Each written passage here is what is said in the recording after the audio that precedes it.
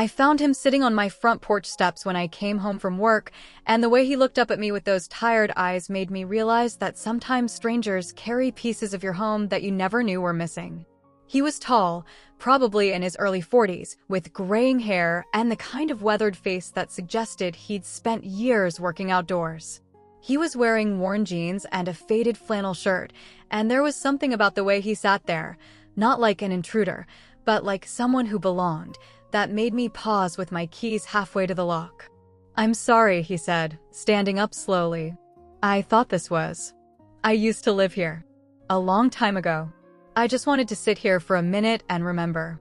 Before I continue this, hit that subscribe button. I post one real story every single day. And tell me in the comments, where are you watching from? I'm always curious who my stories are reaching. "How long ago?" I asked, settling my grocery bags on the porch rail and studying his face more carefully. There was something familiar about him, though I was certain we'd never met. 20 years. I was 12 when we moved away. He ran a hand through his hair, looking embarrassed. "I know this is weird. I was just driving through town, and I had to see if it looked the same." "Does it?" "The house looks exactly the same. But everything else." He gestured toward the street, where new developments had sprung up between the old oak trees. "Everything else is different." I looked at this stranger who was looking at my house like it held his childhood, and I felt something shift in my chest. "I'm Anna," I said. "Luke. Luke Morrison." He paused. "I really am sorry for just sitting here. I should have knocked or—" "It's okay. Actually, would you like to come in?" I was about to make dinner, and I'd love to hear about what this place was like 20 years ago. Luke's eyes widened with surprise. "Are you sure? You don't know me from anyone." "No, but you obviously know this house. And honestly, I've been living here for 3 years, and I've always wondered about its history." "You're not afraid to invite a strange man into your house?" I studied his face, the kind eyes, the careful way he held himself, the genuine concern in his voice about my safety. "Should I be?" "No, but most people would be." "I'm not most people." Luke smiled for the first time since I'd found him, and it transformed his entire face. "No," he said quietly. "I don't think you are." I unlocked the front door and gestured for him to follow me inside. The moment we stepped into the living room, Luke stopped walking and just stared. "What is it?" I asked. "It's exactly the same. The layout, the way the light comes through the windows, even the way the floorboards creak by the kitchen doorway." His voice was thick with emotion. "My mom used to stand right there in the mornings, drinking coffee and watching the sunrise." "Tell me about her." Luke was quiet for a moment, his eyes moving around the room like he was seeing ghosts. "She was the strongest person I ever knew. Single mom, worked 2 jobs, but she always made this house feel like home. She'd put music on while she cooked dinner, and she'd dance around the kitchen like she didn't have a care in the world." "What happened? Why did you move away?" "She got sick. Cancer. The medical bills piled up and she couldn't work anymore. We lost the house and had to move in with my aunt in Georgia." "I'm sorry." "She died 2 years later. But those last few years here, before everything fell apart, they were the happiest years of my life." I felt tears prick at the corners of my eyes. "Luke, I'm so sorry for your loss. It was a long time ago. That doesn't make it hurt less." Luke looked at me with surprise, like he wasn't used to people acknowledging that old grief could still be fresh. "No," he said. "It doesn't." I busied myself in the kitchen, making pasta and salad while Luke sat at the kitchen table and told me stories about growing up in this house. He told me about the treehouse his mom had helped him build in the backyard oak tree, about the garden she'd planted along the fence, about the way she'd painted each room a different color because she said life was too short for beige walls. The kitchen was yellow, he said, running his fingers along the white cabinets I'd painted when I moved in.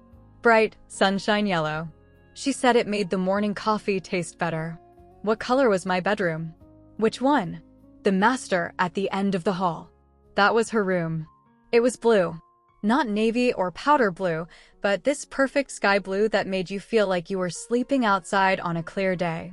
I thought about my bedroom, with its neutral gray walls and careful decorating, and I tried to imagine it filled with the kind of joy Luke was describing. "She sounds amazing." She was. She was also stubborn and fierce and completely unafraid of anything life threw at her. Is that why you came back? To remember her? Luke was quiet for so long that I thought he wasn't going to answer. When he finally spoke, his voice was barely above a whisper. I came back because I'm 42 years old and I have no idea what I'm doing with my life. What do you mean? I mean I've been drifting for 20 years. Different jobs, different cities, different relationships that never quite worked out. And last month, I realized I've been running away from this place instead of running toward anything. Tell me about the running. Luke set down his fork and looked out the kitchen window toward the backyard. After Mom died, I graduated high school early and just left. Went to Atlanta first, worked construction. Then Nashville, then Birmingham. I'd stay somewhere for a year, maybe 2, and then I'd get restless and move on. What made you restless? The feeling that I was pretending to be someone I wasn't. Like I was playing at having a normal life without actually knowing how to live one. And the relationships? Luke's smile was rueful. All good women. Sarah in Atlanta was a teacher, sweet and patient. Jennifer in Nashville was an artist, creative and passionate. Lisa in Birmingham was a nurse, caring and dedicated. What happened? I happened.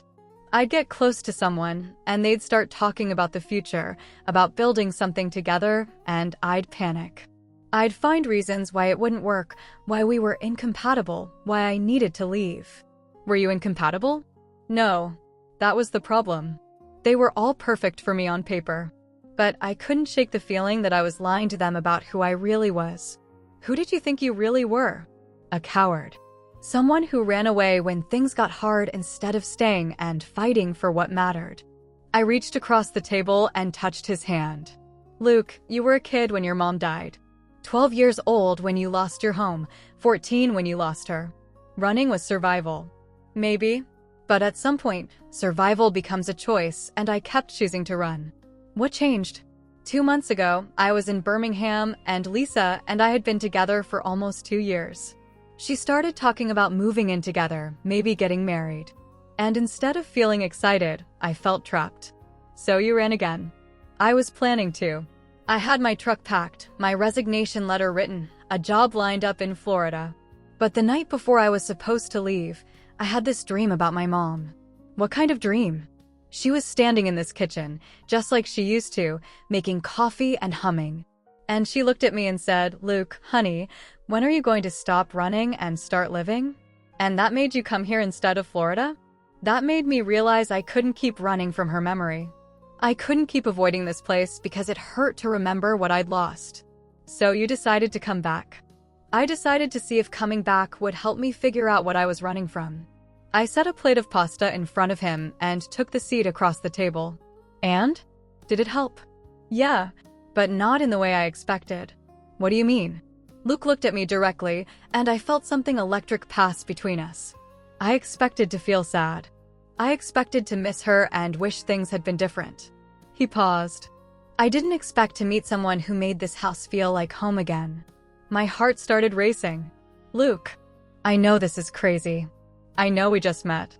I know you probably think I'm some unstable guy who shows up on random porches and tells sob stories to nice women. Is that what you think you're doing? I don't know what I'm doing. But sitting here with you, in this kitchen where my mom used to make breakfast, talking about real things with someone who actually listens, it's the first time in years that I've felt like I was exactly where I was supposed to be. What would you do if you were in my place? Tell me in the comments. I stared at this man who had wandered back into his childhood home and somehow made me feel more connected to it than I'd felt in 3 years of living here. Luke, can I tell you something? Anything. I bought this house because it felt like home the moment I walked into it. But I've been living here for 3 years, and I've never been able to figure out why it felt so familiar. Tell me about when you first saw it. I was looking for a place to buy, something I could afford on my freelance income. I'd seen probably 20 houses, and they all felt cold, sterile, like places where people lived but didn't really exist. But when the realtor opened the front door of this house, I felt this wave of warmth, I guess. Like the house was welcoming me home. What did you think when you felt that? I thought I was being ridiculous. I'm not usually someone who believes in things like houses having feelings or energy or whatever. But I couldn't shake the sense that this place had been loved deeply and that it was ready to be loved again. And now? Now I think maybe houses hold on to the love that happens inside them. Maybe I could feel your mom's joy in these rooms, even though I never met her. Luke's eyes filled with tears. Anna, that's the most beautiful thing anyone's ever said to me. I mean it. There's something about this place that feels alive in a way that has nothing to do with the renovations I've done or the furniture I've brought in. What attracted you to this neighborhood specifically? The trees, mostly. All these huge old oaks that have been here for decades. And the way the houses sit on their lots, with actual yards and gardens instead of just being crammed together. It felt like a place where people put down roots. Mom always said that about this street. That it was a place where people stayed, where kids grew up and came back to raise their own kids. Is that what you want? To put down roots?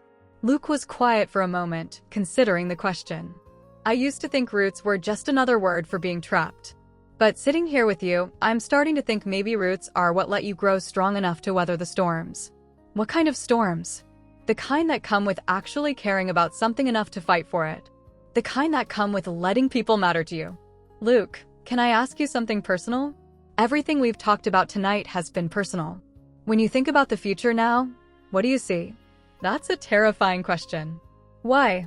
Because for 20 years, I haven't let myself think past the next few months. Planning ahead meant admitting I might want to stay somewhere, and staying somewhere meant risking losing it all again. And now? Now I'm sitting in the kitchen where I learned to make scrambled eggs, talking to a woman who makes me feel like I've been waiting my entire life to come home, and for the first time ever, I can actually picture a future. What does it look like? What kind of renovations? Nothing major. I painted most of the rooms, updated the kitchen appliances, refinished the hardwood floors. Would you mind if I saw the rest of the house? I know it's a lot to ask, but of course. I gave Luke a tour of the house, watching his face as he saw each room.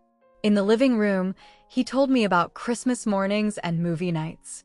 In the bathroom, he laughed about the time he'd tried to give himself a haircut and his mom had found him crying over the mess he'd made. But it was when we got to my bedroom that his expression changed completely. She would have loved what you've done in here, he said quietly. But you said she painted it blue. She did. But this. He gestured at the soft white walls, the simple furniture, the photographs I'd taken and framed. This feels peaceful. Like a place where someone could rest. She didn't rest much, did she? Not until the very end. And even then, she was worried about what would happen to me. What had happened to you?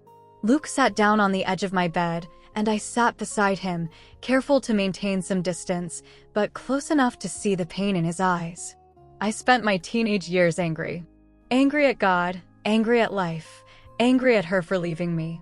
I graduated high school and just left. Traveled around, worked construction jobs, convinced myself I was living some kind of adventurous life. And you weren't. I was running. From grief, from responsibility, from anything that required me to stay in one place long enough to build something real. What changed? Last month, I turned 42. The same age she was when she died. And I realized I'd spent 20 years avoiding the kind of life she would have wanted me to have. What kind of life would she have wanted you to have? One where I let people matter to me. One where I stuck around long enough to build something that would last. I felt something shift between us, something that made the air in the room feel charged with possibility. Luke, what are you going to do now? I don't know. I came here thinking I'd say goodbye to this place and figure out where to go next. But sitting here with you, I'm starting to think maybe I don't need to go anywhere. What do you mean? I mean, maybe I've been looking for home in all the wrong places when it's been right here all along. The house, the idea of home, the feeling of belonging somewhere with someone. My heart was racing now, and I could feel the heat radiating from his skin even though we weren't touching. Luke, I need you to understand something. What? I'm 25 years old. I work as a freelance graphic designer. I've never been married, and I've been single for 2 years because I haven't met anyone who made me want to stop being single. Okay. And sitting here with you, listening to you talk about your mom and this house and what home feels like. It's the first time I've ever understood what people mean when they talk about finding your person. Luke turned to face me fully, and I could see something like hope in his eyes. Anna, are you saying what I think you're saying? I'm saying that maybe some people come back to their childhood homes not to say goodbye, but to find what they were always supposed to find there. And what's that? Each other. Luke reached over and touched my face, his thumb brushing across my cheek. Can I kiss you? I thought you'd never ask. When his lips touched mine, it was soft and careful and electric, like coming home to a place I'd never been but had always been searching for. When we broke apart, we were both breathing hard. Anna, Luke whispered against my lips. This is happening pretty fast. Do you want to slow down? I want to do whatever keeps you in my life. Then stay. Don't keep running. Stay here and let's see what we can build together. What if I disappoint you? What if I'm too old, too damaged, too set in my ways? What if you're exactly what I've been waiting for without knowing it? Luke smiled and pulled me closer. What if we're both brave enough to find out? Then I think your mom would be proud of the life you're choosing to build. You think so? I know so. She raised someone who came back to what mattered instead of running away from it forever. 6 months later, Luke moved into the house where he'd grown up, and we started the slow, careful work of building a life together. He painted my bedroom the same sky blue his mother had chosen, and I planted a garden along the fence using the flowers she'd loved. We found the foundation of his old treehouse and built a new one, bigger and stronger, for the children we hope to have someday. People ask us about the age difference, about how fast everything happened, about whether it's wise to build a relationship on shared nostalgia for a place. But Luke teaches me that sometimes love isn't about timing or logic. It's about recognizing that the person sitting on your porch is the one you've been unconsciously making room for your entire life. Before I go, thank you. These stories are real. They're mine. And I share one every day. If you want to hear more, subscribe. Every morning, I wake up in the blue bedroom and watch Luke make coffee in the yellow kitchen we painted together, and I'm reminded that sometimes home isn't a place you find. It's a feeling you create with someone who understands that the past and the future can coexist beautifully when you're brave enough to build something new on a foundation of love.